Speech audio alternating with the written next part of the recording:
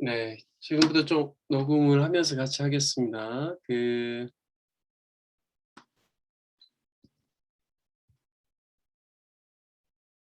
화면 조정 좀 할게요.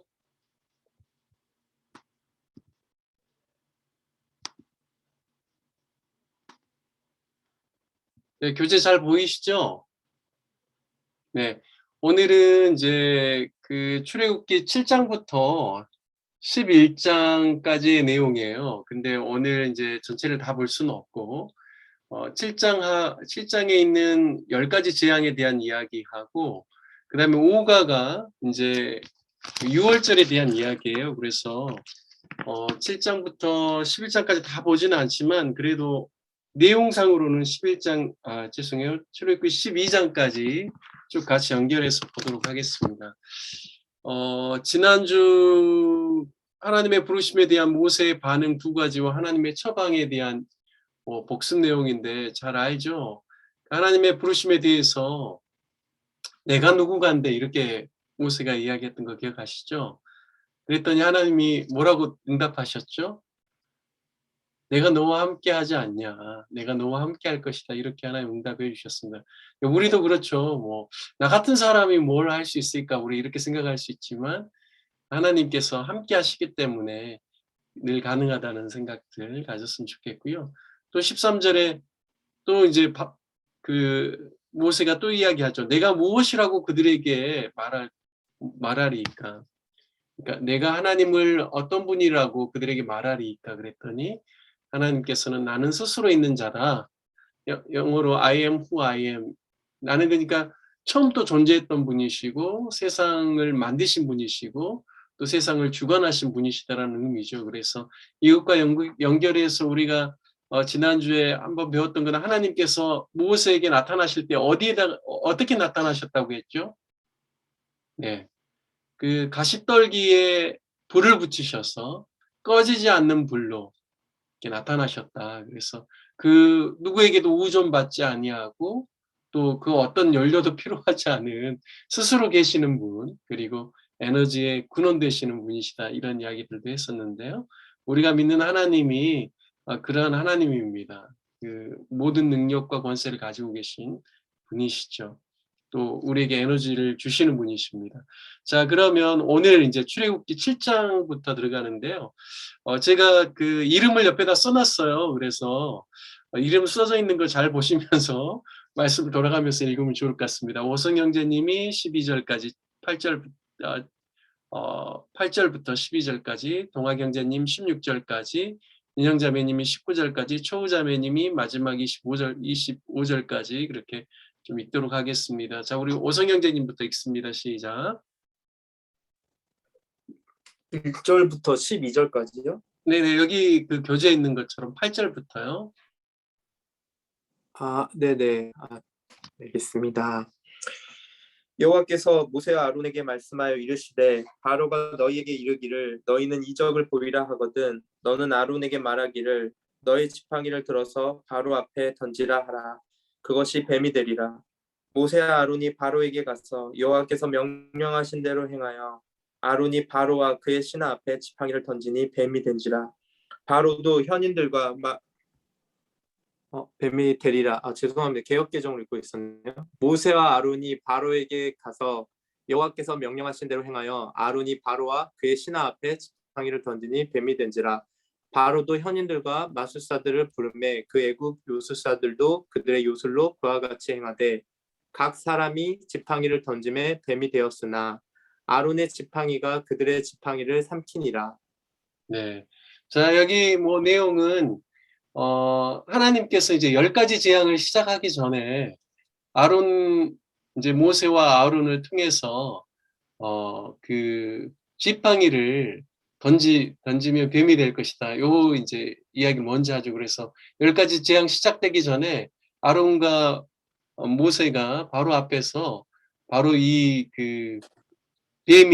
지팡이가 뱀이 되는 기적을 행하는 걸 먼저 합니다. 근데 애굽의 요술사들도 이제 똑같이 그것을 구현하죠.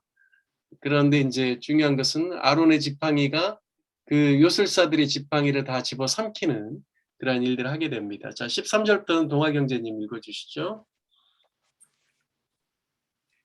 그러나 바로의 마음이 양락하여 그들의 말을 듣지 아니하니 여호와의 말씀과 같더라. 여호와께서 모세에게 이르시되 바로의 마음이 완강하여 백성 보내기를 거절하는도다. 아침에 너는 바로에게로 가라보라. 그가 물 있는 곳으로 나오리니 너는 나일 강가에 서서 그를 맞으며 구엠되었던 지팡이를 손에 잡고 그에게 이르기를 히브리 사람의 하나님 여호와께서 나를 왕에게 보내어 이르시되 내 백성을 보내라. 그러면 그들이 광야에서 나를 섬길 것이니라 하였으나 이제까지 내가 듣지 아니하노다. 여호와가 네, 이같이 이른 네 17절부터는 인형자매님이 19절까지요. 여호와가 이같이 이르노니 내가 이로 말미암아 나를 여호와인 줄 알리라. 볼지어다 내가 내 손에 지팡이로 나일강을 치면 그것이 피로 변하고 나일강의 고기가 죽고 그 물에서는 악취가 나리니 애굽 사람들이 그 강 물 마시기를 싫어하리라 하라. 여호와께서 또 모세에게 이르시되 아론에게 명령하기를 내 지팡이를 잡고 내 팔을 애굽의 물들과 강들과 운하와 목과 모든 호수 위에 내밀라 하라. 그것들이 피가 되리니 애굽 온 땅과 나무 그릇과 돌그릇 안에 모두 피가 있으리라. 네, 20절부터는 초자매님이요. 모세와 아론이 여호와께서 명령하신 대로 행하여 바로와 그의 신하의 목전에서 지팡이를 들어 나일강을 치니 그 물이 다 피로 변하고 나일강의 고기가 죽고 그 물에선 낙취가 나니 애굽 사람들이 나일강 물을 마시지 못하며 애굽 온 땅에는 피가 있으나 애굽 요술사들도 자기들의 요술로 그와 같이 행함으로 바로의 마음이 완악하여 그들의 말을 듣지 아니하니 여호와의 말씀과 같더라. 바로가 돌이켜 궁으로 들어가고 그 일에 관심을 가지지도 아니하였고 애굽 사람들은 나일강 물을 마실 수 없으므로 나일 강가를 두루 파서 마실 물을 구하였더라. 여호와께서 나일강을 치신 후 이레가 지나니라. 네. 여기 이제 첫 번째 그 하나님의 재앙을 이제 보여주고 있습니다. 첫 번째가 바로 나일강이 피로 변하게 되는 그러한 기적이 이제 첫 번째 기적이고 이제 재앙입니다. 근데 오늘 이제 10가지 재앙에 대해서는 다 다룰 텐데요. 먼저 본문의 말씀을 통해서 하나씩 좀 살펴보면서 나머지 10가지도 함께 같이 보도록 하겠습니다. 다음 장 볼게요. 말씀 돋보기 한번 봐볼게요. 자, 준상 형제님이 좀 읽어주시죠. 네, 모세와 애굽 요술사들은 같은 일을 행하지만 결과에는 현저한 차이를 보인다. 그것은 무엇인가? 네, 여기 12절을 다시 한번 읽어주시죠. 네, 각 사람이. 각 사람이 지팡이를 던짐에 뱀이 되었으나 아론의 지팡이가 그들의 지팡이를 삼키니라. 네, 여기 이제 보면 아론의 지팡이를 던져서 뱀이 되었어요. 그런데 이제 애굽의 술사들도 그들이 흉내를 냈죠. 그런데 이제 중요한 것은 아론의 지팡이가 그들의 지팡이를 다 삼켜버립니다. 자, 여기 보면 모세의 지팡이가 애굽 요술사들의 지팡이를 삼켜버린다. 이제 하 이집트, 이제 이집트를 보면 상 이집트와 하 이집트로 나뉘거든요. 고센 땅이 있고, 그러니까 이제 잠깐만요, 지도를.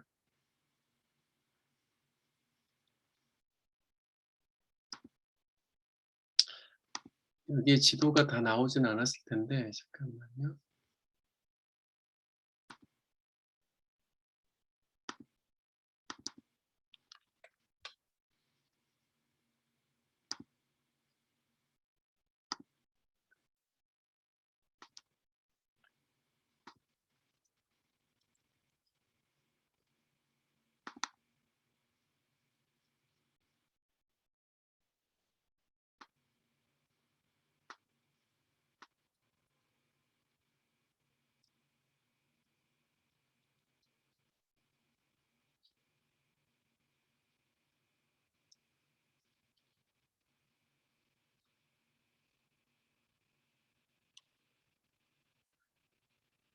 컴퓨터가 좀씩 버거워하는 것 같아요. 자, 아까 처음 보면, 여기 보시면, 여기가 이제 이 이집트의 나일강이거든요. 근데 나일강이 굉장히 길게 이렇게 뻗쳐져 있는데 하이집트가 바로 이곳이에요. 여기가 이제 알렉산드리아 있는 쪽이고 여기서 오른쪽으로 좀 더 지나가면 혹시 제 목사님, 네네. 저는 지도가 안 보여요. 아 그래요? 네. 다른 분들도 다 안 보여요? 아 네, 그래요? 저도 안 보입니다. 아 그래요? 아, 다시 할게요. 공표를. 잠깐만. 우연 공유. 이렇게 해야 되겠다. 자, 지금 보이죠 이제? 네, 보입니다. 네. 가요. 네, 여기 뭐 하여튼 뭐 복잡해 보이긴 한데 창을 많이 띄워가지고. 자, 여기 보면 나일강이 이렇게 길어요. 엄청나게 긴데 여기 이제 그러니까 이집트에서 이 위쪽은 어디하고 닿아 있냐면 이 위쪽은 저기 지중해와 다 있는 곳이에요. 이쪽이. 그리고 여기에는 이제 알렉산드리아라는 그런 도시가 이 북부 쪽에 있습니다. 근데 지금 이제 이쪽이 보통 그 하부 이집트라고 하고요. 아까 보면 우리가 이제 여기도 보면 하이 이집트라고 돼 있잖아요. 하이 이집트가 아까 제가 설명한 이 부분입니다. 그리고 이제 제가 그 지도를 자세히 보니까 상 이집트가 어딘가 했더니 이 홍해하고 맞닿아 있는 이쪽이 상 이집트라고 하더라고요. 지도상에는. 그래서 이 이제 보통 이 우리가 읽는 이제 그 출애굽기의 배경이 되는 곳은 다 이 고센 땅도 다 이 동부 쪽이라고 이야기를 합니다. 그래서 하이집트에서 동부 쪽 이 부분들이 이제 어떻게 보면 성경의 배경이 되는데요. 네, 뭐 하여튼 다시 한번 제가 읽을게요. 모세의 지팡이가 애굽 요술사들의 지팡이를 삼켜버리는데 하이집트의 수호신이 코브라 여신이라고 합니다. 그래서 이 코브라는 이집트의 그 권위의 왕권의 상징이에요. 여기 보시면 제가 이제 사진들 좀 보여드릴게요.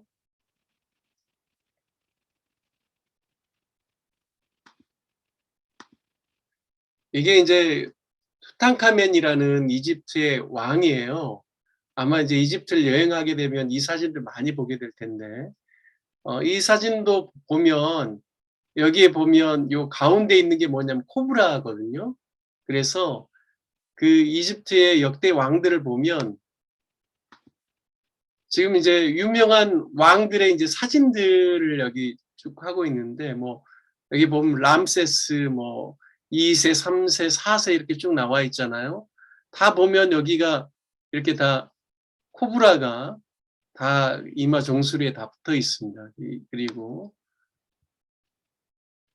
네, 람세스 그리고 그 윗대 왕들 이제 이 위쪽이 이제 윗대 왕들이고요. 이쪽 이렇게 돌아가서 오른쪽에서 왼쪽으로 돌아가면서 이제 계속 그 점점 그 근대의 왕들인데 다 보면 머리에 뭐가 붙어 있냐면 이 코브라가 붙어 있습니다. 그래서 이 뱀은 무엇을 상징하냐면 권위의 상징이고 왕권의 상징입니다. 그래서 하나님께서 처음 기적을 일으키실 때 여기 보면 다른 게 아니라 먼저 이 아론의 지팡이가 던져졌을 때 뱀이 되게 하는 그리고 이제 모세의 지팡이뿐만 아니라 그 애굽의 술사들의 지팡이들도 이제 코브라로 변하긴 하지만 결국에는 그 아론의 지팡이가 그들의 술사의 지팡이의 그 변한 뱀들을 다 먹어버리는 것이죠.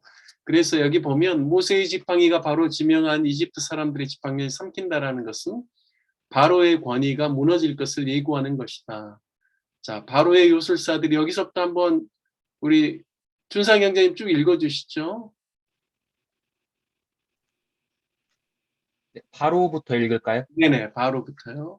네, 바로의 요술사들이 어떤 요술을 부렸는지 알 수 없지만 창조주 앞에서는 그 힘이 오래 지속될 리 없다.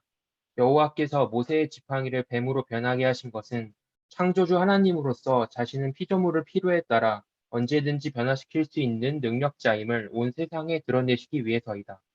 앞으로 일어날 열 재앙처럼 이 사건도 기적을 행하는 일 자체가 목적이 아니라 기적을 행하시는 하나님이 어떤 분이신가를 알리는 데 목적이 있다.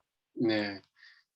여기 이제 기적 자체가 중요한 것이 아니라 기적을 행하시는 하나님은 어떤 분이신가가 더 중요하다는 것이죠.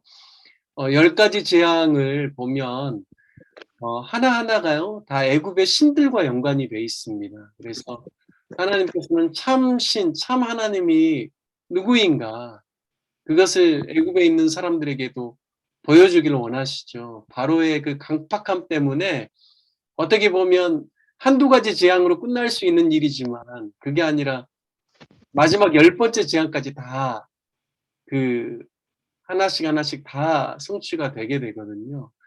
그래서 결국에는 이 10가지 재앙을 통하여서 하나님께서는 참신이 누구신가를 그들에게 가르쳐 주기를 원하시는 것이죠.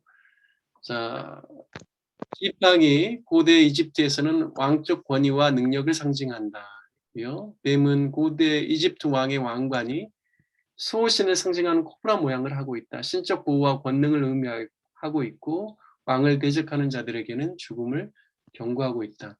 한 가지 이제 우리가 좀 알아야 될 건 뭐냐면 바로 자체도요, 자신이 신이다라고 생각을 합니다. 그래서 보통 이집트에서 바로 왕은 태양신의 아들로 알려지고 있습니다. 그래서 태양신도 그들이 섬기는 신인 거죠. 그러니까 마지막 10번째 재앙은 모든 첫 모든 사람의 장자가 다 죽는 재앙인데 그 10번째 재앙이 있기 전 9번째 재앙은 태양을 가리는 재앙입니다. 그러니까 그들이 섬겼던 태양신을 하나님께서 그냥 어떻게 보면 가려버리는 거죠. 그래서 참신이 누구인가를 이렇게 나타내주는 그러한 역사들이 이 10가지 재앙으로 나타납니다. 자, 두 번째 한번 봐볼게요. 영일 형제님이 혹시 들어오셨나요, 오늘? 네, 영일 형제님 오늘 안 들어오셨네. 자, 그러면 제가 우리 윤상 형제님한테 좀 부탁할게요. 첫 번째 재앙으로 나일강을 친 이유는 무엇인가라고 했는데요. 자, 18절과 21절 한번 읽어주시죠. 18절과 21절. 나일강의 고기가 죽고 그 물에서는 악취가 나리니 애굽 사람들이 그 강 물 마시기를 싫어하리라 하라.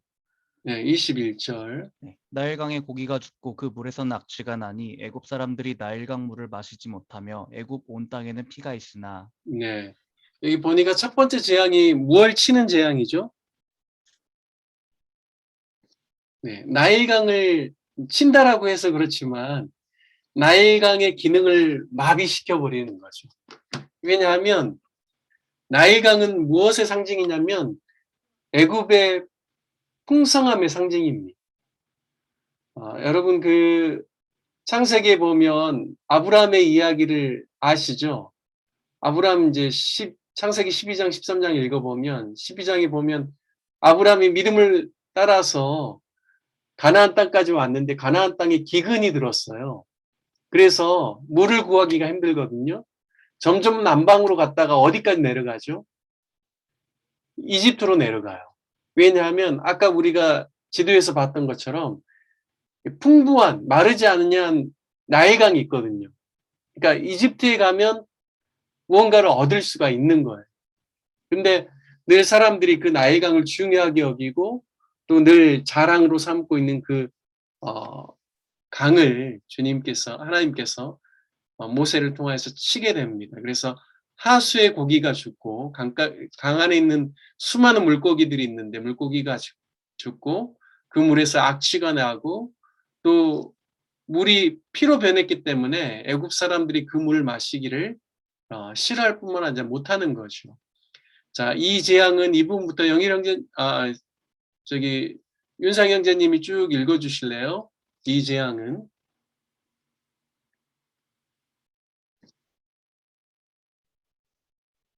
네, 소리가 안 나는데. 윤상 형제님 좀 읽어주세요. 팁. 이 재앙은 애굽 사람들의 우상이었던 나일강을 공격함으로써 애굽 사람들의 종교가 허위임을 드러내고자 하는 의도가 포함되어 있다. 나일강은 애굽의 생명줄이라 해도 과언이 아니다. 애굽의 삶에 나일강이 공급해주는 물 자체도 매우 중요하지만 나일강에 사는 많은 물고기는 그들의 식생활에 매우 중요한 자리를 차지했다. 평소에는 생명의 냄새로 가득하던 나일강이 이 재앙으로 인해 죽음의 냄새가 가득했다. 하나님의 첫 번째 재앙은 애굽 사람들의 관심을 집중시키기에 충분했다. 또한 애굽을 친 첫 재앙이 물을 통해 왔다는 것은 앞으로 애굽 군대가 홍해에 빠져 죽게 될 일을 암시한다. 첫 번째 재앙으로 나일강을 치는 것은 우연이 아니라 무자비하게 히브리 아이들의 생명을 앗아간 애굽 왕에 대한 하나님의 보복 차원에서의 심판이 시작되고 있음을 시사한다. 네. 그 모세가 살던 이 시대에는 이제 나일강에 대해서 여러 가지 생각해 볼 수 있죠. 여기 이 익스포즈멘터리 성경 공부 교재를 만드신 분은 그 이야기를 추가하고 있어요. 그 바로 왕이 이제 남자아이가 태어나면 히브리 민족에 남자아이가 태어나면 어디에 던지라고 했죠? 나일강에 던져서 죽이라고 하잖아요. 그러니까 무자비하게 히브리 아이들의 생명을 앗아간 애굽 왕에 대한 하나님의 보복 차원에서의 심판이다. 또 이렇게도 이제 해석을 하는 겁니다. 그런데 실제로 지금까지도요, 이집트 사람들은 굉장히 잠깐만요. 나일강을 굉장히 좀 프라우드하게 그렇게 생각을 하고 있습니다. 잠깐만요. 이렇게.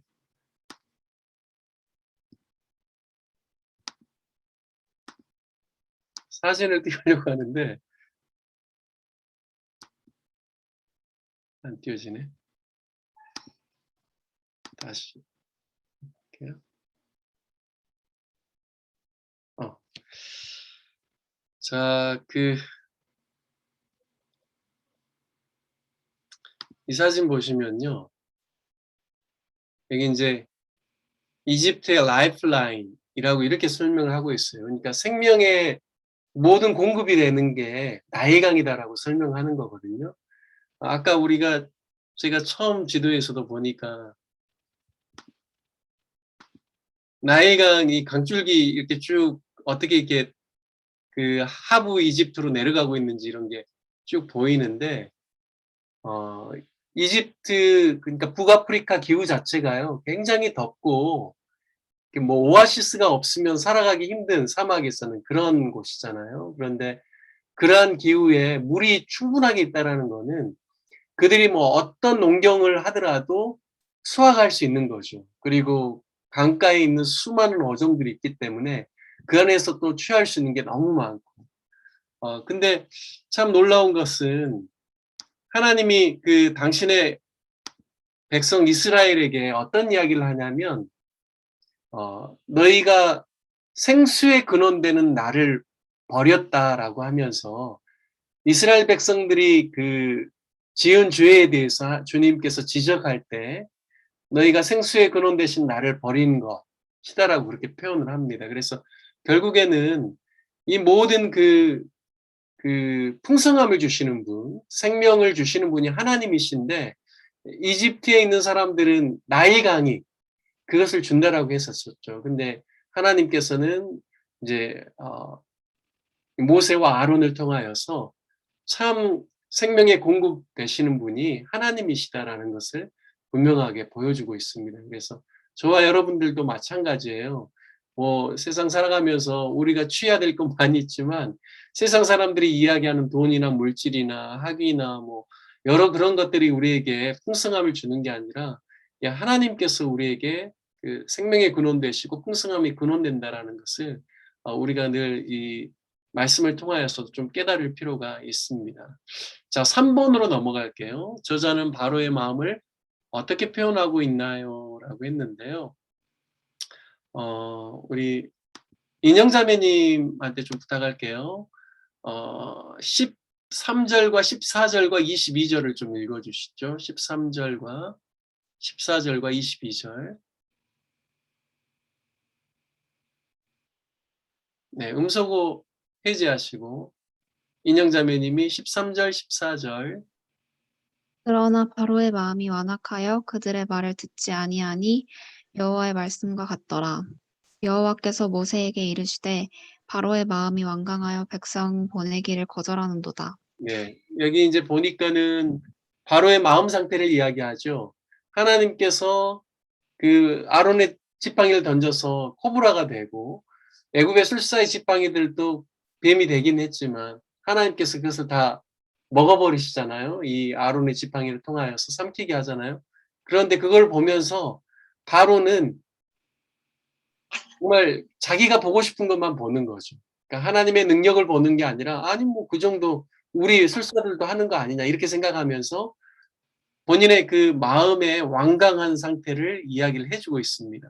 13절에 바로의 마음이 완악하다, 14절에 바로의 마음이 완강하다 이렇게 표현하고 있고요. 또 22절 말씀도 한번 읽어주시죠.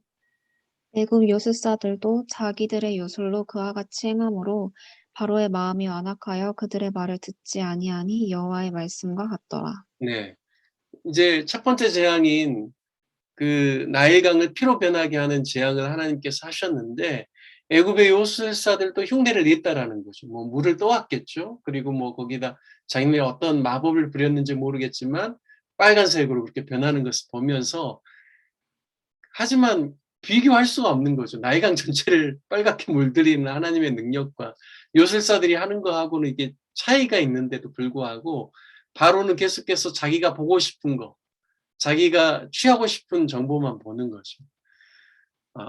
지금 이제 이 부분에 대해서 자, 바로의 마음에 대해서 어떻게 표현하고 있습니까? 라고 했는데 강팍하다, 완강하다, 강팍하다 이러한 표현을 쓰고 있습니다. 여기 팁에 보니까요. 바로의 마음이 완악하여 모세의 말을 듣지 않았는데요. 출애굽기에 보면 약 이 강팍함이라는 단어가 20번 정도 언급이 됩니다. 그 중에 이제 10번은 바로 스스로가 마음을 강팍하게 했고 나머지 10번은 하나님이 그를 강팍하게 하신 것으로 이렇게 묘사가 됐다라고 하는데요. 이제 여기 저자는 처음에는 바로가 스스로 마음을 강팍하게 했지만 시간이 지남에 따라 하나님이 그의 마음을 강팍하게 하심으로 어느 순간부터는 바로가 안 그러려고 해도 강팍할 수밖에 없어졌다. 이렇게 표현하고 있는데요. 저는 좀 해석이 다릅니다. 이를테면 하나님께서 일부러 바로의 마음을 강팍하게 하셔가지고 하나님의 역사를 나타내려고 하나님께서 바로의 마음을 조종하신 건 아니에요. 바로 자체가 강팍한 것이죠. 바로의 마음 자체가 강팍하고 하나님이 아닌 그러니까 하나님을 인정하지 않으려는 마음이 어떻게 보면 충만한 거죠. 다른 말로 하면 그만큼 자기의 힘, 자기의 권위, 자기의 신, 자기에 대한 것들이 강하기 때문에 하나님에 대해서 받아들이려는 마음이 전혀 없다라는 것으로 그렇게 볼 수가 있습니다.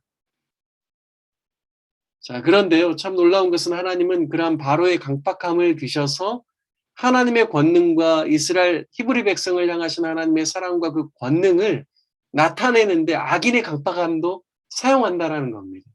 그러니까 우리가 이 세상에 살아가면서 하나님께 어떻게 쓰임 받을지에 대한 선택이 우리에게 좀 필요한 것 같아요. 이를테면 좋은 모습으로 하나님께 쓰임 받으면 좋을 텐데 우리가 강박하고 회개치 아니하고 딱딱하고 죄악 가운데 있게 되면 하나님께 쓰임 받을 때 나쁜 쪽으로 쓰임 받겠죠. 근데 그렇게 되지 않았으면 좋겠다는 마음이 있습니다. 자, 바로의 강박함의 결과에 대해서 자, 13절과 22절 우리 정민자매님이 좀 읽어주시죠. 13절과 22절. 그러나 바로의 마음이 완악하여 그들의 말을 듣지 아니하니 여호와의 말씀과 같더라. 네. 그리고 또 22절이요. 애굽 요술사들도 자기들의 요술과 그와 같이 행함으로 바로의 마음이 완악하여 그들의 말을 듣지 아니하니 여호와의 말씀과 같더라. 네. 여기 바로의 어떤 그 결과적인 그의 태도는 어떻습니까? 바로의 강팍함 때문에 뭘 못하게 됐죠? 바로가 하나님의 말씀을 듣지 않게 된 겁니다. 강팍함의 결과는 무엇이냐면 하나님의 말씀을 받아들이지 않는 겁니다. 그러니까 바로가 그의 마음이 강팍지 않았다라면 하나님의 말씀을 들었고 회개했겠죠. 바로의 가장 큰 아쉬움은 뭐냐면 그의 강팍함으로 말미암아 회개할 수 있는 기회를 놓쳤다라는 데 있습니다. 자, 팁을 한번 정민자매님 쭉 읽어주시죠.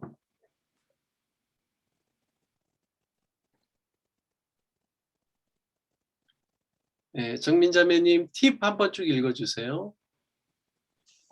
하나님은 10가지 재앙이 애굽에 다 내려질 때까지 바로의 회심을 허락하지 않으신다. 우리는 보통 회개가 언제든지 가능하다고 생각한다. 이론적으로는 옳은 말이다. 회개는 언제든지 가능하다. 아무리 흉악한 죄를 지었다 할지라도 진정한 회개의 기도를 드리면 용서를 받을 수 있다. 그러나 현실적으로 볼 때 어느 선을 넘어가면 회개는 불가능하다. 더 이상 죄를 용서받을 수 있는 기도를 드릴 수 없거나 회개의 필요성을 느끼지 못하기 때문이다. 또한 바로처럼 때로는 하나님이 죄인을 심판하기 위해 더 이상 그가 회개하지 못하도록 막으시기도 한다. 네, 우리가 이제 바로를 통하여서 배워야 될 건 무엇이냐면 하나님께서 회개의 기회를 주시는 게 은혜라는 거예요. 근데 그 회개의 기회를 우리가 잘 붙잡아야 됩니다. 그런데 회개할 수 있는 기회가 있음에도 불구하고 돌이키지 않게 되면 어느 일정 선 이상이 지나가게 되면 불가능하다라는 거예요. 회개 자체가. 그래서 우리가 이게 무뎌지지 않을 때, 무감각해지지 않을 때 하나님께서 경고하심을 주고 내 안에 회개에 대한 필요성을 느낄 때 빨리 그 기회를 잡고 돌이키는 게 중요하다라는 겁니다. 근데 바로는 계속해서 강팍해서 어디까지 가게 되냐면 마지막 자기 아들을 잃어버린 데까지 가는 거예요. 그거는 곧 무엇을 의미하냐면 이제 여기서 한 번 더 나가면 자기 목숨인 거예요. 자기 죽을 수밖에 없는. 그러니까 자기 목숨이 위태롭기 바로 직전에 그냥 어쩔 수 없이 회개한 거죠. 회개했다고 말해야 될지 모르겠지만 하여튼 그래서 우리가 늘 회개할 수 있는 기회가 있는 것이 은혜요. 그게 감사하다라는 거를 우리가 깨달았으면 좋겠습니다. 자, 첫 번째 시간 이 열재앙에 대한 것으로 이제 마무리하려고 하는데요. 열재앙에 대해서 쭉 설명을 하고 있어요. 7장부터 8, 9, 10, 11까지 쭉 나옵니다. 자, 그런데 보통 10가지 재앙을 어떻게 외우냐면요. 피, 개, 이, 파, 그 다음에 악, 도구, 매, 흑, 장 이렇게 외웁니다. 자, 다시 한번요. 한번 여러분이 필기 한번 해놓으세요. 피, 개, 이, 파. 처음에 피, 개, 이, 파입니다. 피, 피재앙, 개, 개구리, 이재앙. 예, 우리 어렸을 때 요즘은 없어요. 저 어렸을 때는 있었어요. 머리에 이가 있었습니다. 피를 빨아먹고 가렵게 하고 힘들게 하죠. 파리는 뭐냐면 파리재앙입니다. 이 파리는 우리가 한국에서 경험하는 이런 파리가 아니라요. 이게 피부에 붙어가지고 찐액을 빨아먹는 굉장히 그러니까 독한 종류입니다. 피개이파. 자, 네 번째가 팔이에요. 피개이파. 그 다음에 악독우라고 해요. 악질. 이것은 악질은 뭐냐면 가축 전염병입니다. 자, 피개이파 악독. 독이 뭐냐면 독종이에요. 이거는 뭐냐면 사람에게 나타나는 피부병, 악성 종기입니다. 자, 피개이파 악독 우는 뭐냐면 우박재앙이에요. 7번째가 우박. 그 다음에 매흑장, 매가 메뚜기, 흑이 흑암 재앙, 마지막 10번째가 장자를 치는 재앙에서 10가지입니다. 그래서 피계, 이파, 악도구, 매흑장 이렇게 외우시면 될 것 같아요. 자, 그러면 자 이게 이제 다 이집트의 신과 연결이 돼 있다라는 거죠. 자, 한번 10장 설명을 해보겠습니다. 첫 번째, 나일강이 피로 변하는 재앙이죠. 관련된 이집트의 신은 크눔, 하피, 오시리스. 여러분 이 3가지 이집트 신들 중에 여러분 많이 들어본 이름이 있죠. 뭘 들어보셨어요? 오시리스 정도는 아마 들어보셨을 거예요. 자, 이 신의 핏줄이 나일강을 형성했다고 사람들 그렇게 믿었다라는 거예요. 하피는 나일강의 영을 이야기하고 크눔은 나일강의 수호신을 이야기합니다. 신의 이름입니다. 그래서 나일강의 이런 이집트인들이 믿고 있었던 잘못된 신에 대해서 하나님께서 나일강을 피로 하기 위해서 결국에는 악취가 나고 생명의 강이 아니라 이제는 죽음의 강이 되게끔 하나님 변하는 것들을 통하여서 그들이 섬기는 신이 참된 신이 아니다라는 것을 하나님께서 보여주십니다. 자, 두 번째, 개구리인데요. 8장 1절부터 15절에 나오는데 관련된 이집트 신은 헤케트. 이 헤케트는 부활 생명을 주는 신 산무의 신이라고 하는데요. 다산의 신입니다. 다산. 개구리가 어떻게 알 낳는지 아시죠? 엄청나게 많이 풀어놓습니다. 그러면 그게 거기에서 이제 뭐 올챙이가 되고 막 이러는데 어마어마해요. 바로 그러한 다산의 신 개구리. 그러니까 이제 나일강에서부터 이제 또 개구리가 올라와 가지고 온 이집트를 어렵게 하게 되는 거죠. 뭐 침실에도 개구리들이 막 들이닥치고 이런. 그래서 이제 비고에 보면 이집트의 마법사들도 개구리는 만들어내지만 대책이 없다. 바로가 처음으로 모세에게 도움을 요청한다. 그가 여호와 하나님을 인정하기 시작하고 이스라엘을 보내겠다라고 이제 그러니까 우리가 생각하는 개구리 뭐 그거 별거 아니겠지 이렇게 생각하지만 그게 아니라는 거죠. 온데 개구리가 막 뭐 식탁에도 올라오고 막 온데 올라오니까 견딜 수가 없는 거죠. 자, 세 번째 이입니다. 이와 연관된 신은 없으나 이가 특별과 연관된 개부라는 신이 있다라는 거죠. 그러니까 이를 만들 때 하나님께서 모세를 통하여서 이 티끌을 뿌리라고 합니다. 그래서 그 티끌이 이제 이가 되어서 애굽 전역에 퍼지게 되는 거거든요. 자, 세 번째 보면 이집트 마술사들이 따라하지 못하며 이 재앙을 하나님의 손가락이라고 시인한다라고 했는데요. 우리 개역 개정에는 하나님의 권능이라고 표현이 되어 있지만 이 원어적으로 보면 하나님의 손가락이라는 표현이 있어요. 그러니까 하나님의 손이 우리를 치고 있다라고 이렇게 이집트 사람들이 인정하게 되는 것이죠. 게브라는 신이 있다라고 합니다. 자, 네 번째 파리떼 캐프리라는 신인데요. 풍뎅이 모습을 한 신으로 해 하루 일정을 관리하는 것으로 간주된다라고 하는데요. 이제 이 재앙부터는 파리부터는 하나님께서 고센 땅과 이집트 땅을 구별을 합니다. 그러니까 물론 이집트 안에 고센이 있기는 하지만 고센에는 히브리 사람들이 살거든요. 그래서 네 번째 재앙부터는 하나님께서 이 히브리인들이 사는 고센 땅에는 그 재앙의 영향을 받지 못하게끔 보호해 주십니다. 자, 그래서 이제 하나님께서 당신의 백성을 보호해 주시는 것을 이제 보여주시고요. 자, 다섯 번째는 악질 가축병입니다. 그래서 여기 보면 암소의 모습을 한 신들의 어머니 하토르, 아피스라는 타라는 신이 부리는 황소신이 있다. 자손 번식의 신이고 음네비스는 황소의 모습을 한 헬레오폴리스의 수호신이다. 이제 이렇게 이야기하고 있고요. 여섯 번째 독종.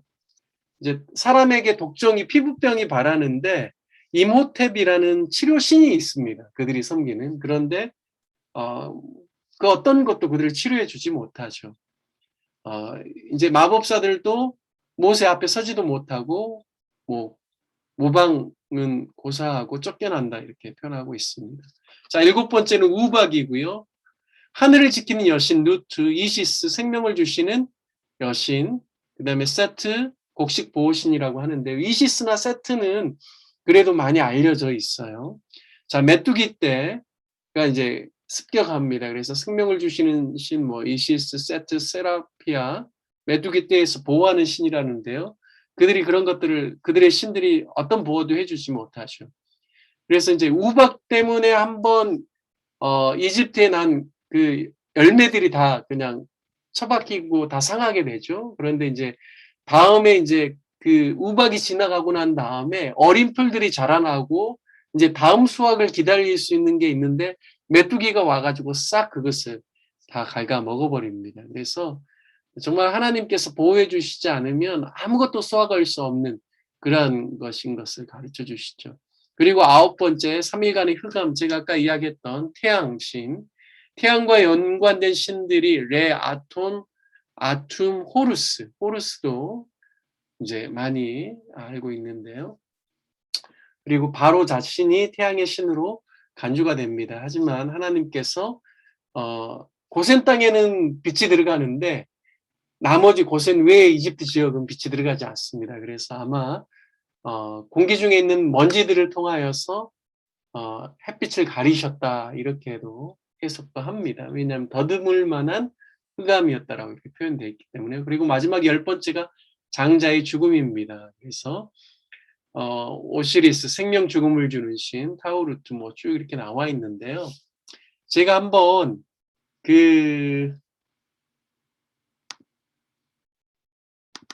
저기를 한번 봐봤어요. 그 책을 봤더니 지금 The Famous Gods of Egypt, 이집트 안에 있는 많은 신들에 대한 것들이 나와 있더라고요. 그래서 이제 그들이 섬기는 신을 또 이렇게 뭔가 장식품처럼 쓰기도 하고 매달기도 하고 이런 모습들이 이렇게 나옵니다. 그래서 이집트 안에 굉장히 많은 신들이 있다라는 것을 보여주고 있는데요. 여기 보면 The Goddess of Ancient Egypt에서 고대 이집트에서 섬기던 그런 신들에 대해서 쭉 이야기를 해줍니다. 근데 이제 대부분 여기 보면 유명한 그 파워풀한 그들이 섬겼던 신들이 호루스, 아까 이야기 나왔죠. 아몬, 오리시스, 이시스, 그리고 하도르, 그리고 뭐 프탓, 뭐 토스, 뭐 여러 가지 그런 이름들이 나오고 있습니다. 그래서 이제 여기에 있는 10가지의 재앙이 단순히 하나님께서 바로가 강박하고 하나님 백성들을 내보내지 않기 때문에 이집트 자체에 있는 많은 것들을 하나님께서 재앙을 통해서 치셨다. 이렇게만 볼 수가 있는데요. 그게 아니라 좀 더 깊이 들어가면 애굽 사람들이 섬기고 있었던 신들에 대해서 하나님께서 다 치심을 통하여서 참 하나님, 참 신이 누구인가를 보여주셨다라는 거죠. 그래서 정말 우리가 섬겨야 될 신, 우리가 따라야 될 신, 우리에게 정말 풍성함과 우리 인생을 인도하시는 분이 하나님이시라는 사실을 이것을 통하여서 우리가 배울 수가 있습니다. 그래서 삶의 내비게이션은 저 나름대로도 이렇게 쭉 풀어봤는데요. 여러분들도 좀 풀어보시면 좋겠고요. 제가 오늘 소그룹 조를 미리 나눠놓긴 했는데 오늘 시간이 뭐 이렇게 소그룹 나눌 수 있는 시간은 좀 못 될 것 같아요. 그래서 지금 12분인데 저희가 20분까지 잠깐 쉬었다가요. 여러분과 함께 영상 하나만 보고 바로 다음과 6월절에 대한 이야기를 나누고 오늘은 좀 마치도록 하겠습니다. 지금 현재 12분인데요. 20분까지 한 8분 정도 휴식하셨다가 20분에 바로 그냥 우리가 그 10가지 재앙에 대한 영상과 6월절 유래에 대한 영상 한번 같이 보도록 하겠습니다. 잠깐 브레이크 타임 가질게요.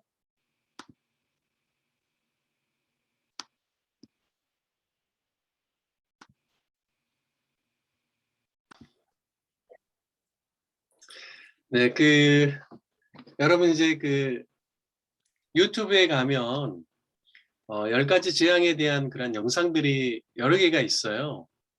근데 이제 뭐 엑소더스 해가지고 이집 최근에 나온 뭐 좋은 영화도 있는데 그 영화에 나와 있는 스토리가 너무 성경하고는 좀 안 맞는 부분이 많아서 좀 오래된 영상이기는 하지만 그래도 좀 성경하고 근접한 영상을 하나 골랐습니다. 한 16분 정도 되는 건데 한번 쭉 같이 봐보면 좋을 것 같아요. 그러면 훨씬 더 실감나게 그 10가지 재앙과 유월절에 대한 내용들을 우리가 함께 같이 볼 수 있을 것 같습니다. 제가 화면 공유하고요. 같이 볼게요.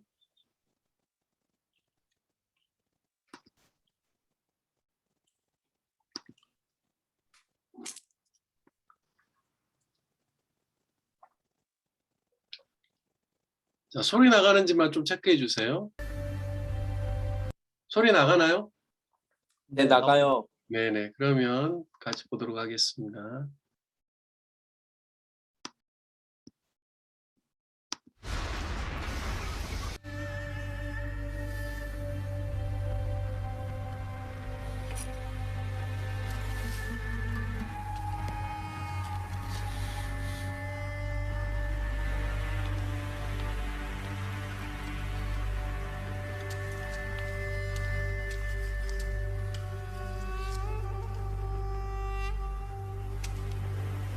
You have a son. An heir. Our dynasty will last forever. Teach them who God is. I am God. I am God.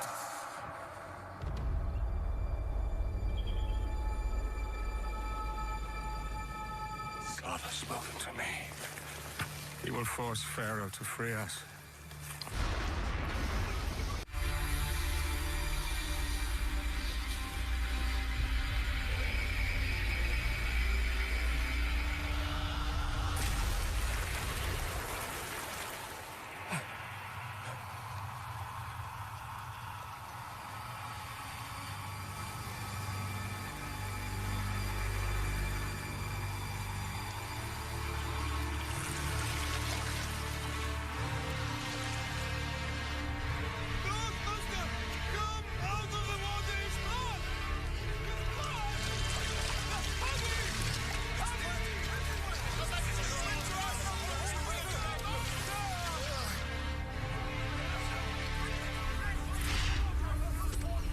You are not a god.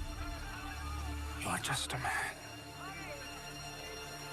And you will set my people free.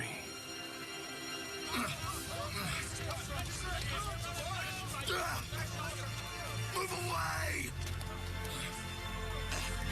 Moses!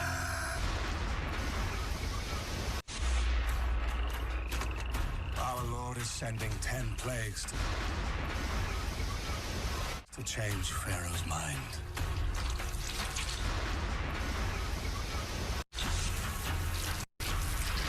Let my people go. No!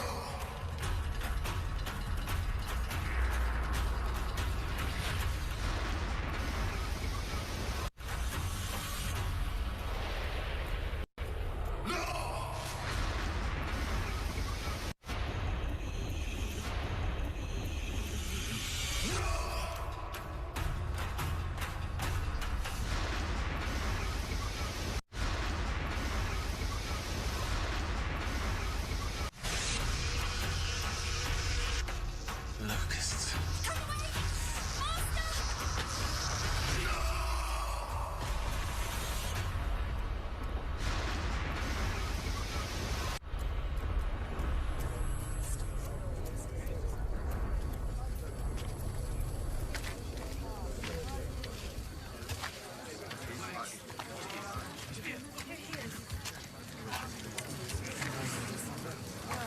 Moses? What is Pharaoh's answer? Surely he will see sense now. No. He refuses. Again? Give up, Moses, before it's too late. God will keep on doing this until Pharaoh breaks.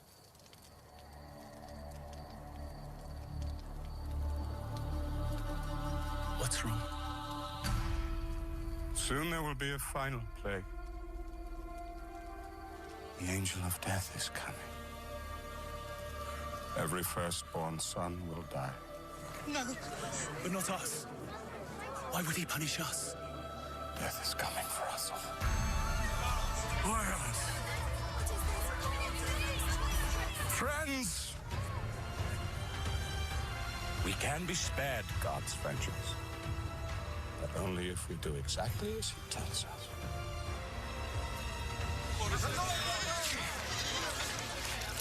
Don't spill! Every single house must be marked with blood. The Israelites paint lamb's blood on their doorways, identifying them as God's people.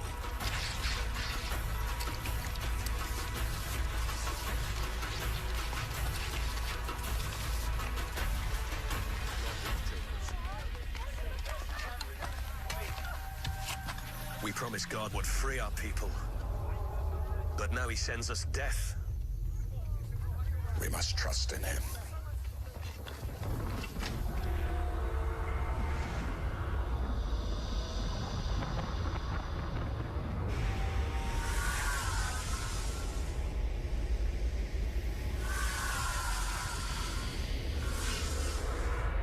It's coming. Will we be safe? Don't be afraid, my son.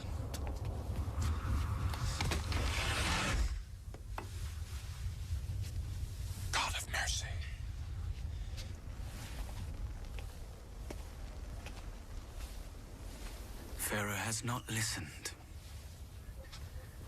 Whatever happens to his people is now on his head. Once I counted them as my people, Joshua. Our freedom comes at a price.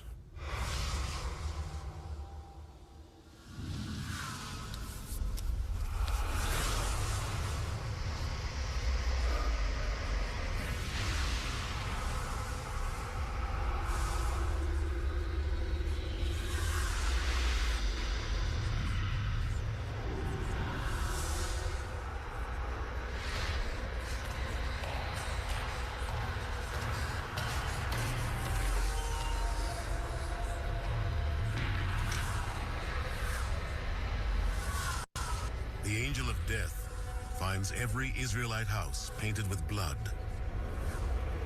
and passes over.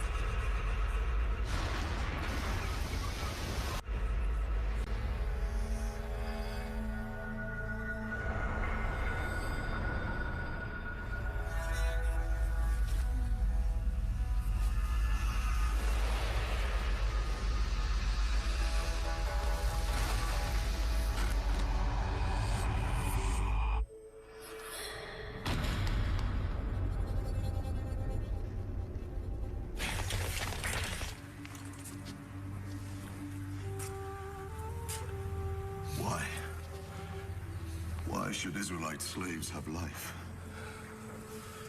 And my son is dead.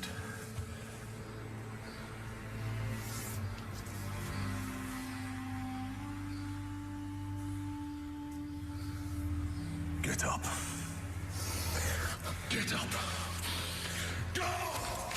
And leave my land. Take your wretched God with you.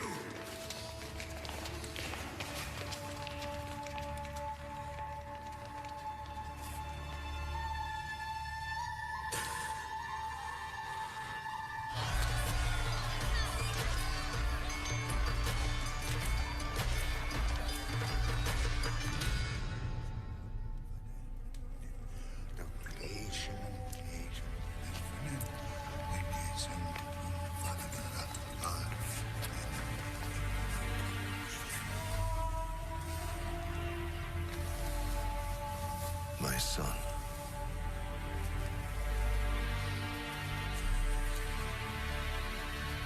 How could slaves do this?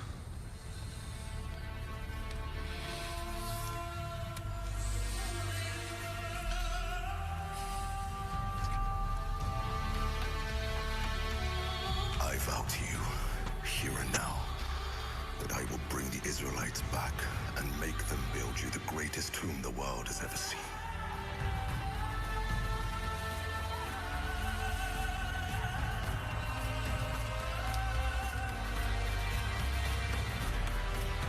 Moses' body shall be buried in its foundations.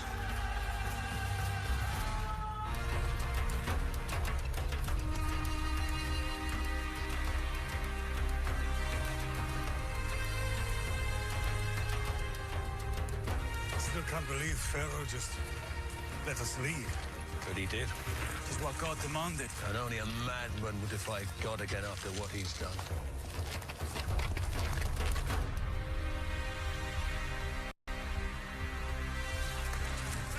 Brother? What now? Brother? God will provide a way. Moses, why have you brought us here?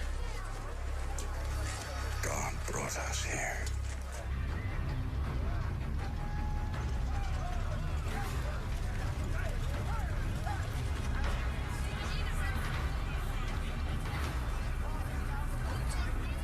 Egyptians on the hill.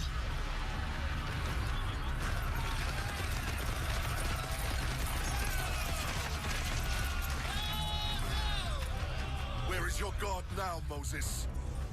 We have them neck trapped! Ah! Horses! Chariots! They're here! The Egyptians! Fool! What do we do now?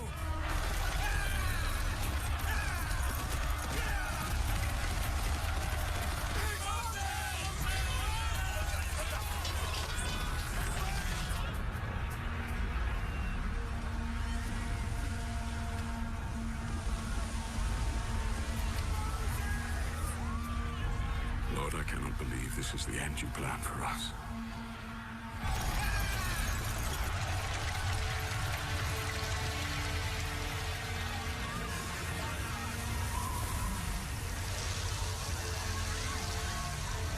We have watched you bring terror on our enemies.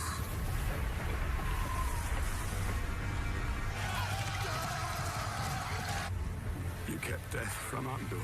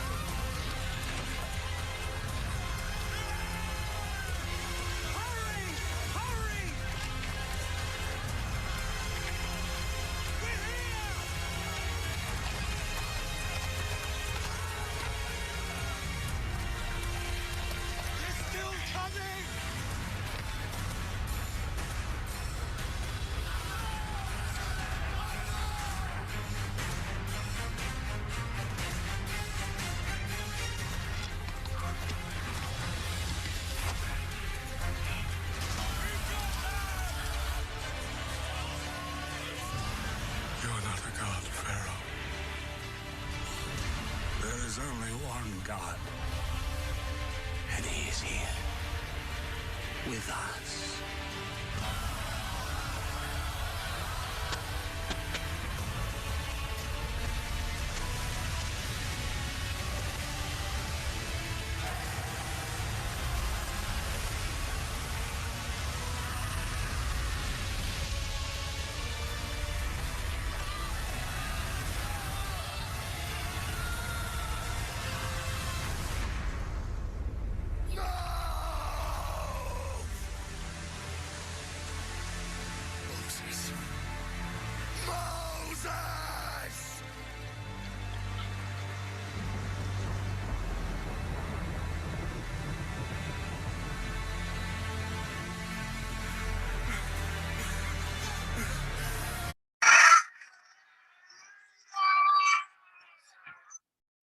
네, 잘 보셨죠?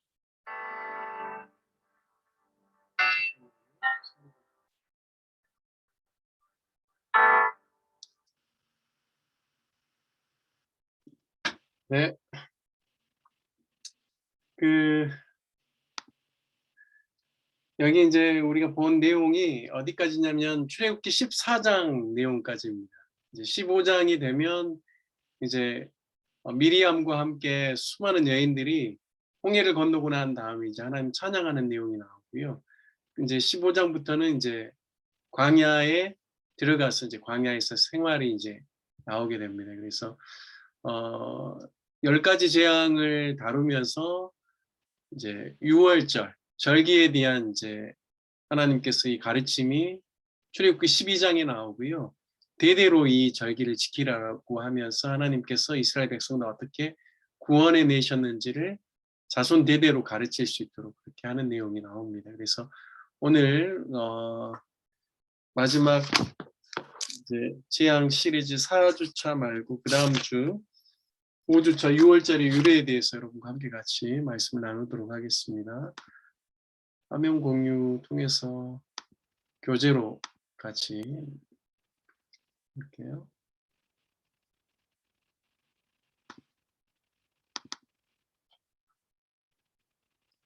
화면 보이시나요?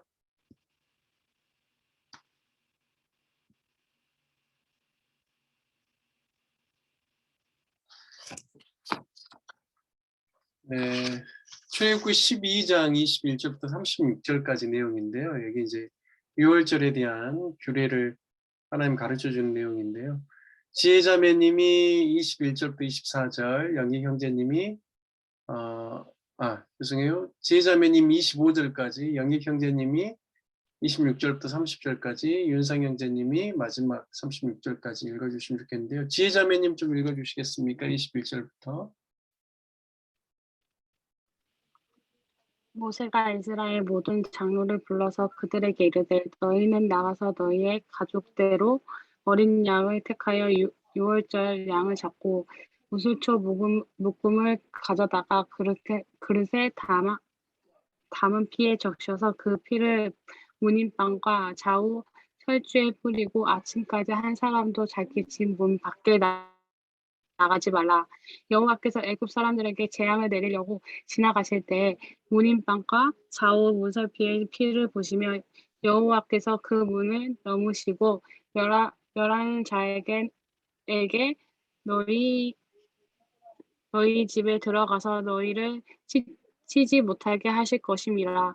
너희는 이 일을 규례로 삼아 너희와 너희 자손이 영원히 지킬 것이니 너희는 여호와께서 허락하신 대로 너희에게 주시는 땅에 이를 때에 이 예식을 지킬 것이라. 네, 여기 보면 6월절 어린 양을 잡으라고 하죠. 1년 된 수컷을 잡으라고 합니다. 어린 양 또는 1년 된 순양 또는 염소도 가능합니다. 그래서 양을 잡아서 우슬초 묶음에다가 이제 그 피에 그 그릇에 담은 그 어린 양의 피에 그것을 적셔서 문인 인방 그리고 좌우 설주에 뿌리고 이제 거기에 바르도록 하죠.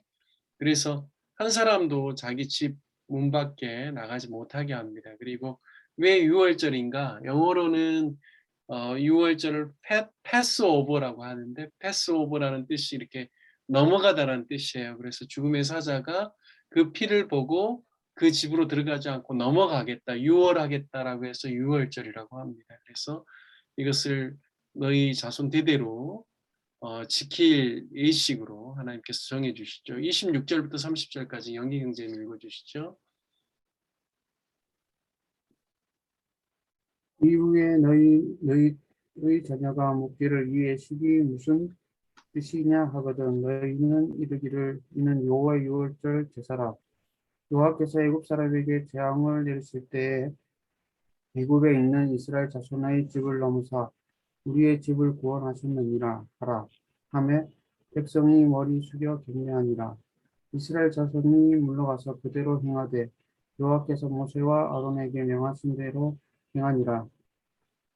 밤중에 여호와께서 애굽 땅에서 모든 처음 난 것 곧 왕위에 앉은 다롯의 장자로부터 옷에 갇힌 사람의 장자까지와 가축에 처음 난 것을 다 치시매 그 밤에 바로와 그 모든 신하와 모든 애굽 사람이 일어나고 애굽에 큰 부르짖음이 있었으니 이는 그 나라에 죽임을 당하지 아니한 집이 하나도 없었음이었더라. 네.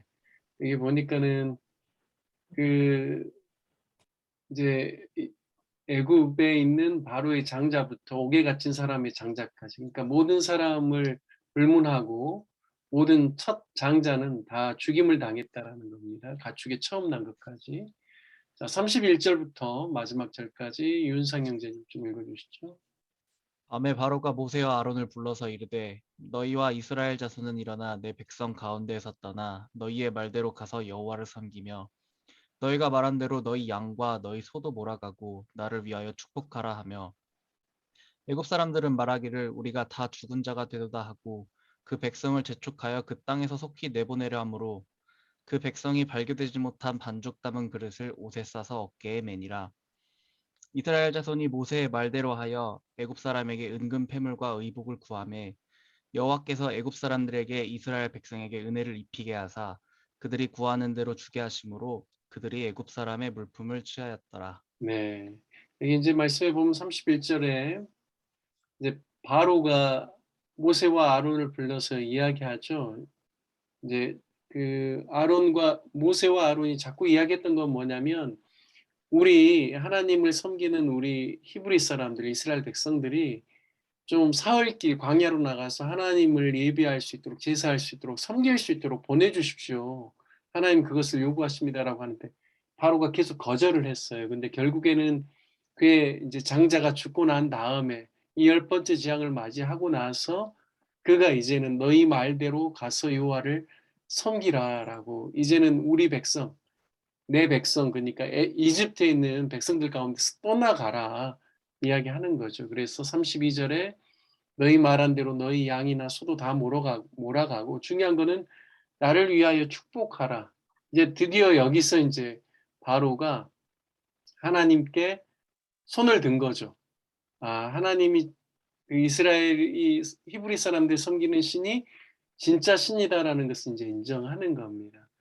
그리고 이제 35절에 보니까 이스라엘 자손이 모세의 말대로 하여 애굽 사람에게 은금 패물을 또 의복을 구하니까 이스라엘 백성에게 애굽 사람들이 이제 그것을 다 내어줍니다. 그래서 마치 그 전쟁에서 승리해서 전리품을 취해서 나가는 것처럼 하나님께서 이스라엘 백성들에게 그런 은혜를 주시죠.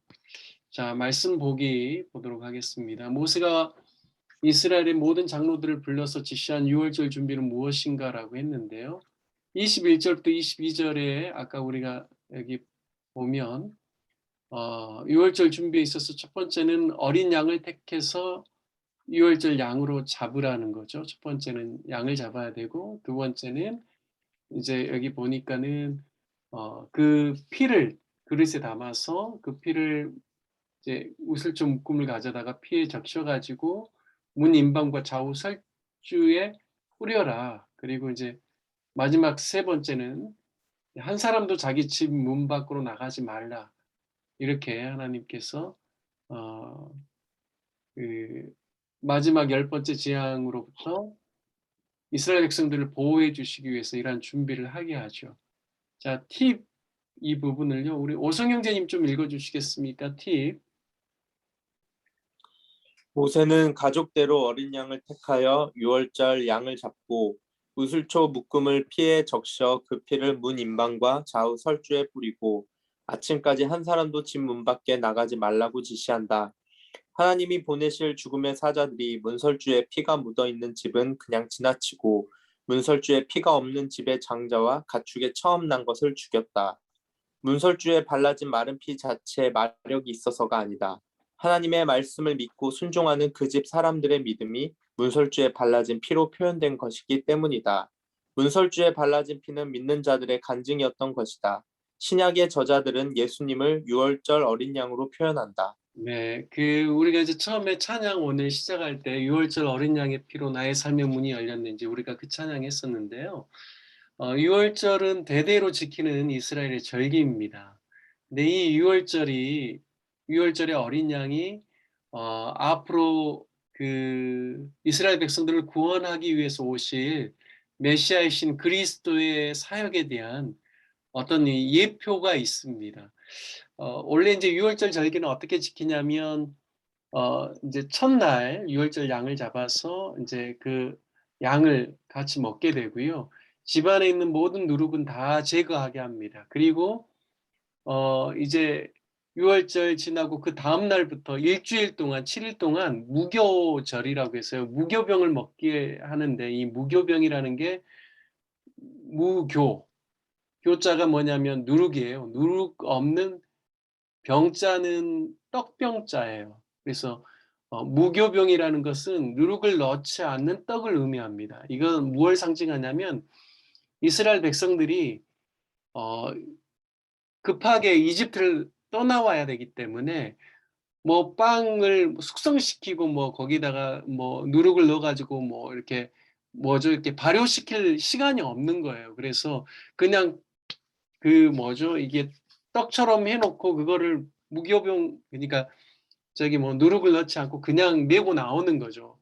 그러니까 이제 그런 이 무교병은 바로 그들의 그 급박하게 이스라엘 백성들이 이집트로부터 나와서 하나님의 그 구원에 들어가는 그런 것들을 연상하게 하는 거죠. 그리고 이 무교절을 지킬 때 무교병뿐만 아니라 쓴나물을 먹게 합니다. 그것은 애굽에서 그들이 430년 동안 400여 년간 살면서 종살이하면서 그 고된 생활들을 또 상징하는 것이기도 합니다. 그래서 그러한 절기, 유월절 플러스 무교절까지 해서 지키게 하죠. 그런데 이제 유월절의 핵심은 무엇이냐면 그 어린 양입니다. 이스라엘 백성들에게 죽음을 보지 아니하고 그 죽음의 사자가 넘어가게 하는 가장 큰 그 어떤 그 일 중에 하나가 무엇이냐면 문 지방과 문 설주에 어린 양을 잡은 그 양의 피를 바르는 것이죠.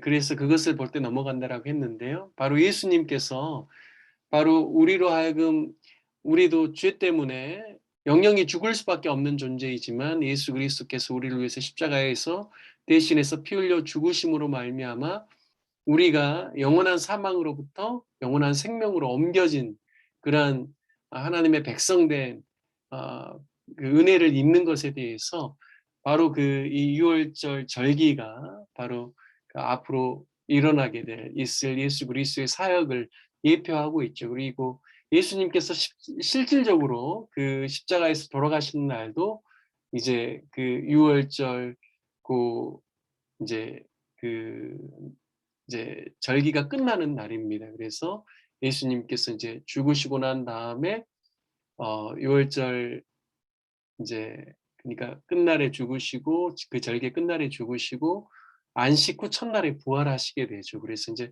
그런 것들이 좀 구약과 신약에 좀 어떤 연결성을 가지고 있습니다. 그래서 이제 예수님을 유월절 어린 양이라고 하고요. 또 요한계시록에서도 보면 이제 예수님 다시 오실 것에 대해서 재림에 대한 그리고 세상 말세에 대해서 이제 요한계시록 이야기해 줄 때도 예수님을 가리켜서 유다의 사자, 라이언, 사자라고도 표현하고 또 어린 양이라고도 그렇게 표현을 하고 있습니다. 그래서 그런 것들은 조금 이해하시면 좋을 것 같습니다. 두 번째, 유월절을 기념해야 되는 이유에 대해서 26절부터 27절에 보면 이는 여호와의 유월절 제사라 여호와께서 애굽 사람에게 재앙을 내리실 때 애굽에 있는 이스라엘 자손의 집을 넘으사 우리의 집을 구원하셨느니라 이렇게 이야기를 하고 있습니다. 그래서 유월절을 기념해야 하는 이유 바로 하나님께서 당신의 백성들을 구원해 주시기 때문입니다. 그래서 팁을 한번 볼게요. 유월절은 여호와께서 애굽 사람에게 재앙을 내리실 때 애굽에 있는 이스라엘 자손의 집을 넘어서 유월 구원하신 것을 기념하는 절기이다. 이스라엘 역사에서 가장 큰 영향을 미친 출애굽 사건을 기념하는 유월절이 가정 중심의 절기였다라는 것은 매우 큰 의미를 가지고 있다. 그러니까 각 가족 단위로 이제 그 유월절 그 만찬을 먹기 때문에요. 자, 유월절을 기념해야 되는 이유 세 가지를 이야기합니다. 첫 번째는 베푸신 분께 감사를 드리기 위해서. 은혜를 입은 자들이 입은 은혜를 기념하며 은혜를 베푸신 자에게 드리는 감사라고 했는데요.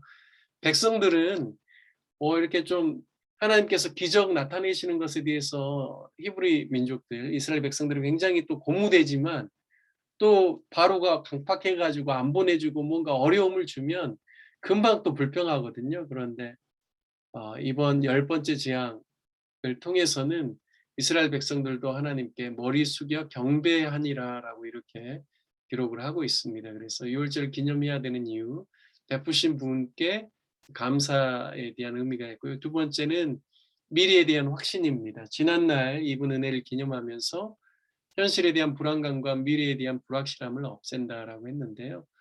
바로 이제 모든 장자가 죽는 그러한 재앙으로부터 이스라엘 백성들을 이제 하나님께서 구원해 주셨는데 그 하나님께서 늘 이스라엘 백성들을 보호하시고 인도하시고 구원하실 것이라는 미래에 대한 확신을 갖게 되죠. 그리고 마지막 세 번째가 믿음의 유산을 전승하는 겁니다. 그래서 자손 대대로 하나님께서 베푸신 은혜를 전하는 규례를 삼게 합니다. 그래서 참 하나님께서 우리를 어떻게 구원하셨는지 어떤 은혜를 주셨는지에 대해서 주변에 있는 사람과 나누는 것, 그리고 또 여러분들이 이제 믿음의 가정을 이루게 되면 믿음의 가정에서 자꾸 하나님께서 우리 가정에 베풀어 주셨던 은혜와 구원의 역사들에 대해서 이야기하는 것은 너무나 중요합니다. 그래서 계속해서 그 믿음과 하나님 행하신 일들이 계승되게 하는 게 필요하죠. 자, 세 번째, 네 번째, 오늘은 시간상 제가 그냥 빨리 마무리를 하겠습니다. 애굽에 임한 10번째 재앙은 애굽 땅에서 난 처음 것, 장자는 다 죽게 됩니다. 그 가축의 첫 것도 치게 되고요. 장자는 무엇이냐면 힘의 상징입니다. 그러니까 장자가 죽었다라는 것은 그 집이 망했다라고 보면 되는 겁니다. 그러니까 바로의 장자를 치셨다라는 것은 바로가 그토록 자기 후계자가 되고 또 계속해서 이 이집트 자신이 누리고 있는 이 힘이 계속 이어질 거라는 그러한 어떤 상징이 있는데 그게 다 깨지는 것이죠. 그래서 힘의 상징인 장자를 하나님께서 치셨다라는 겁니다. 자, 네 번째, 이 재앙에서 하나님을 대적했던 바로는 그가 가장 사랑했던 장자를 잃었다. 밤에 바로가 모세와 아론을 불러 명한 것. 자, 첫 번째는 떠나라라고 했죠. 너희와 너희 자손 그리고 너희가 이야기했던 너희 가축들까지 다 데리고 떠나라.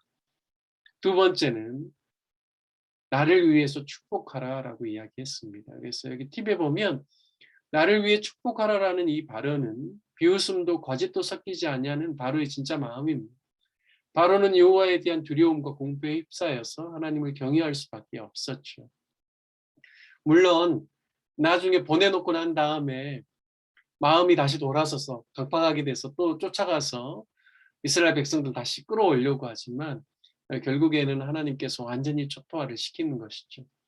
자, 다섯 번째, 이스라엘 백성의 태도는 어떻게 변화되었는가라고 했는데 첫 번째는 머리 숙여 경배했다라고 이야기를 하고 있습니다. 그리고 두 번째는 이스라엘 자손들이 물러가서 하나님께서 명하신 대로 행하였다라고 하는데 바로 모세와 아론을 통해서 하나님께서 명하셨기 때문에 모세와 아론의 명령에 이제 순종할 것을 다짐하는 그런 태도의 변화들이 일어나는 겁니다. 그래서 이스라엘 백성들도요, 이 10가지 재앙은 애굽 사람들에게만 경성함을 갖게 하는 그들만을, 그러니까 애굽 사람들이 참 하나님 어떤 하나님인지를 경험하게끔 하는데 하나님께서 나타내신 것만은 아닙니다. 이스라엘 백성들도 정말 그들의 그 선조의 하나님, 그들이 늘 그렇게 들어왔겠죠. 아브라함과 이삭과 야곱의 하나님이 참 하나님이시다라는 것들 그들도 경험했습니다. 그리고 그들이 정말로 경배해야 될 대상이 하나님이다라는 사실을 그들도 다시 한번 실질적으로 경험하게 된 것이죠. 그래서 삶의 내비게이션 보면 이제 좀 여러분들이 좀 이런 것들은 적용점에 대한 것들은 여러분들도 한번 이렇게 써보시면 좋을 것 같아요. 그래서 나는 이 유월절의 의미에 대해서 또 나의 신앙과 관련돼서 나는 어떤 이야기들을 주변 사람들에게 나눌 수 있을 것인가 이런 것들도 좀 고민해보고 여기 있는 질문들 가지고 여러분들도 좀 서로 같이 풀어보면 좋을 것 같습니다. 자, 화면 공유 중지하고요. 예. 오늘 저도 뭐 자가격리 아닌 격리를 오늘 하루를 하면서 컴퓨터도 그 교회에 있는 걸 사용하지 못하고 집에 있는 걸 사용해야 되기 때문에 뭐 여러 가지 좀 부족한 부분들도 있었어요. 그래서 조금 늦게 시작하기도 했었는데 오늘은 뭐 영상 자료도 있고 또 두가를 이야기를 하면서 제 이야기를 좀 많이 했습니다. 시간은 벌써 58분이 됐고 제가 늘 끝내는 시간 10시에 맞춰준다고 했는데요. 이번 주는 이렇게 지나갔는데 다음 주에 할 때는 꼭 소그룹 하는 시간들을 다음 주에는 갖도록 하겠습니다. 그래서 한 4명씩, 5명씩 이렇게 한 조로 해서 이제 3주차까지 이제 이렇게 쭉 했는데 서로 같이 좀 은혜들도 나누고 또 배웠던 이야기들 중에서 여러분 나누고 싶은 것들도 좀 나눌 수 있으면 좋겠습니다. 자, 오늘까지 해서요. 우리가 출애굽기 1장부터 40장까지 있는데 우리가 어느 부분을 봤냐면 1장부터 14장까지를 보았습니다. 15장부터는 이제 홍해를 건너와서 이제 광야로 들어가는 이야기들입니다. 그리고 14장까지는 애굽의 탈출기나 다름이 없습니다. 그래서 여러분들과 함께 같이 좀 자세하게 봤는데 도움이 됐는지 모르겠어요. 뭐 이집트의 여러 가지 신들의 이야기들도 좀 보고 또 그들이 그토록 소중하게 여겼던 나일강을 치시는 하나님의 모습들도 보고 바로의 왕권의 상징인 또 어떻게 보면 첫 번째 그 기적이었던 피재앙 이전에 뭐 이렇게 모세의 지팡이를 통해서 아론의 지팡이를 통해서 뱀을 만드셔서 뭐 하는 이런 내용들이나 이런 것들은 저희가 좀 다시 한번 생각해 볼 또 여러 가지 필요들이 있는 것 같습니다. 이와 같이 이제 저희가 이스라엘 백성을 구원하신 하나님의 은혜에 대해서 좀 배웠는데요. 혹시 질문이 있으면 질문 받고 없으면 마치도록 하겠습니다. 질문 오늘 없으시죠? 자, 여러분 보통은 휴식 후에 공부하는 거, 직장 생활하는 게 제일 힘들어요. 그래서 추석 연휴 끝나고 이번 주 다시 이렇게 시작하는 게 조금 버겁고 힘들기도 했겠지만 이렇게 잘 해주셔서 감사하고요. 다음 주부터 이제 4주차부터 4주, 5주, 6주, 7주 이제 4주, 4주간 남았습니다. 4주간부터는 조금 더 이제 하나님께서 이스라엘 백성들과 언약을 맺으시면서 주신 율법 그리고 하나님을 예배해야 되는 하나님을 섬긴다라는 의미 자체가 하나님 예배하는 거거든요. 그래서 예배에 대한 방법들을 통하여서 우리가 좀 더 하나님께 어떻게 예배해야 되는지 서로 배우는 시간들 갖도록 하겠습니다. 오늘 다른 질문이 없는 것 같아서요. 제가 기도로 오늘 마치도록 하겠습니다. 하나님 아버지 우리가 출애굽기를 자세하게 공부할 수 있게 해주셔서 감사합니다. 하나님께서 애굽의 신들을 치실 때 또 애굽의 왕이었던 바로에게 또 10가지 재앙을 통하여서 회개할 기회들을 주셨지만 그의 마음이 강팍하여서 회개할 기회를 붙잡지 못하고 그의 또 아들 장자를 잃어버리는 고통 가운데서 결국에는 하나님께 또 손을 들었는데 하나님 아버지 우리 인생 가운데도 하나님께서 주시는 회개의 기회들을 놓치지 않게 하여 주시고 우리가 늘 하나님께 기도하고 마음을 돌이키며 하나님의 뜻 가운데 살아가는 저희들 되게 하여 주옵소서. 주님 아무리 세상에 또 핍박이 있고 여러 가지 어려움이 있을지라도 하나님의 백성들을 하나님께서 보호해 주시고 구원해 주시고 인도해 주심을 오늘 말씀을 통하여서 배웠는데 늘 하나님께서 우리와 함께 하심을 우리가 깨닫게 하여 주시고 그 구원하에 하나님을 붙잡고 매일의 삶 가운데서도 승리하는 삶을 살아갈 수 있도록 도와 주옵소서. 매일매일의 삶 가운데 주님 의지하길 원합니다. 주님 우리와 함께 하심을 우리가 깨닫게 하여 주시고 누리며 또 함께 삶 가운데서 하나님 주시는 풍성함을 또 경험하게 하여 주옵소서. 오늘 귀한 시간 함께 하여 주신 주님의 은혜 다시 한번 감사를 드렸고 우리 주 예수 그리스도의 이름으로 기도드립니다. 아멘. 네, 여러분